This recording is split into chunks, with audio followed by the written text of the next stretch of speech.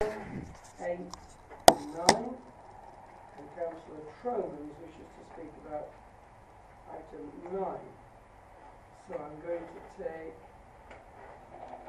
can we just ask Pam who was the first to ask? Right, Councillor Condacor, you can speak about item 9. I understand that Councillor Condacor wishes to video this, and I've been informed that that is now the law, that he can do that. That is correct, Chair. So long as it is done in a non-intrusive way, and as long as any of the other speakers are aware that that is the case. Yes, so I was just thinking I'd put my best time. What about the individual vote? What about I don't want it one video? Chair, the position is that the committee has no ability to prevent the filming of the proceedings of the committee now. It's now the law. In other words, to answer, have you got any rights to object? The answer is no. But I'll go ask some click on that. I mean, I've got no problem with it myself, but how can that then be used? It can be published in a number of ways, including on the internet. If you recall, the Secretary of State, in one of his press releases, was inviting the public to become journalists in their own right and attend council meetings in order to promulgate the proceedings of meetings, and this is obviously part of that. And Councillor Condacor has that right as a result. Can we ensure that, for future reference, all the councillors informed of this, because they're all new councillors, Yes. so that they're aware when and if they come to meetings, that isn't all the case? That's certainly the case for the Cabinet at the moment, Chair. For other meetings, there are draft regulations that are coming out, which I think will effectively mean that the full council will be in the same position, but those regulations are not yet enforced, but they're due to come in on the 31st of July. Thank you. Just one more, Chair. How does that sit with things on pink paper? Obviously, it's only public agenda items. Okay.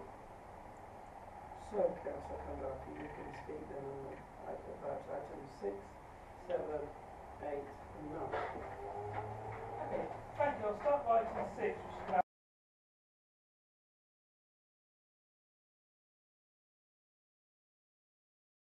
NABCEL.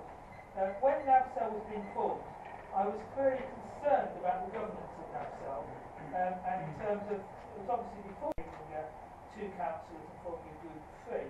I was concerned about what position would have in terms of seeing what NABCEL's up to, attending board meetings, etc. And now that both our alternative group and the Tories have both got 3 councillors in their groups, I was hoping to get some better access to the what goes on in NABCEL, because obviously it is involving lots of council money.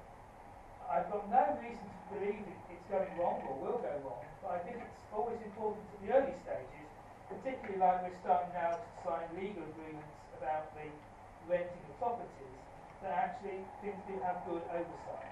And so it is very regrettable that we've been frozen out of the government in NABCEL. That's all I want to say on item 6. Well, I'm assuming you have 3 minutes on each item, so you have 12 minutes in total. I won't use anything near that. Item 7, I was actually part of the Increasing Democracy Working Group, which was the first time I've been allowed on a working group, and it's very interesting. I believe it was actually very constructive, particularly things around polling stations, where we have places like Galley Common with only 2 polling stations. It was clear that that did actually make the access to voting worse. So, yeah, I very much support the outcome of the report. I think we worked quite well apolitically on it. And one particular thing I just wanted to bring out, which was actually my suggestion, which unfortunately isn't going forward, is we actually held the mayor making sometimes at Civic Hall. Mayor making costs us a lot of money. We do lots of rearranging the furniture, get temporary stuff in to put more seats in. And this year we had the very fine catering from the Civic Hall come over, and we actually did us a good spread. But I do think in terms of democracy, it would be good to hold a mayor making at the Civic Hall, because the Civic Hall is actually very bad for things like when we had a planning meeting there, we had a dreadful one yesterday, but things like the mayor making, I think it would actually be well worthwhile having one at the Civic Hall. Not necessarily every time, but I do commend that particular suggestion from the increasing democracy work. And that's all I wish to say on that item.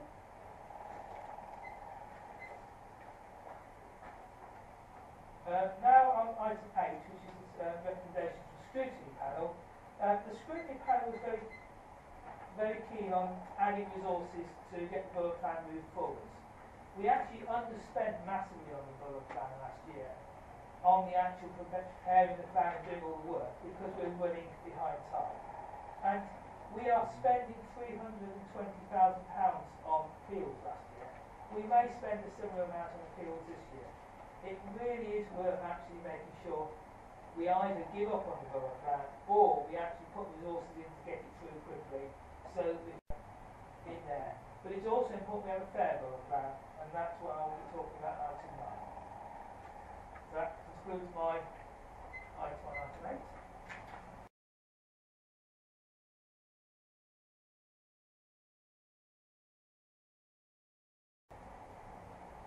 Item 9, I was extremely disappointed that we didn't find out in advance that the composition of the Borough Plan working group was coming forward to the Cabinet today until I rang to tell Pam which items I wish to speak on today.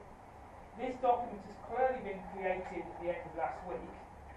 Obviously work has been going on with it, but I believe the leaders of the two opposition groups should have been notified it was coming on the agenda, so that we could actually arrange and make sure the press came today and make sure any members of the public who wanted to talk about it was also here. I think it's a travesty of democracy to actually put things out 4 hours before a meeting, and so it is important to the Borough Plan working group, which potentially could either include or exclude the Green Party or the Tories in the working group. Yeah, this is something that should be witnessed by the press. And that is why today I've decided to video this item so that we can show the press what was discussed and whether the Cabinet is going to decide to actually move forward, be constructive and let the Greens and the Tories and some of your members work constructively on the working group, or whether we're going for a confrontational type thing where you just try and steamroll through your own ideas, shut people like the Greens out, and on the outside, it's very counterproductive. It does bad things for the reputation of the council for us to be waving back on the outside. It doesn't help the public have confidence in the council.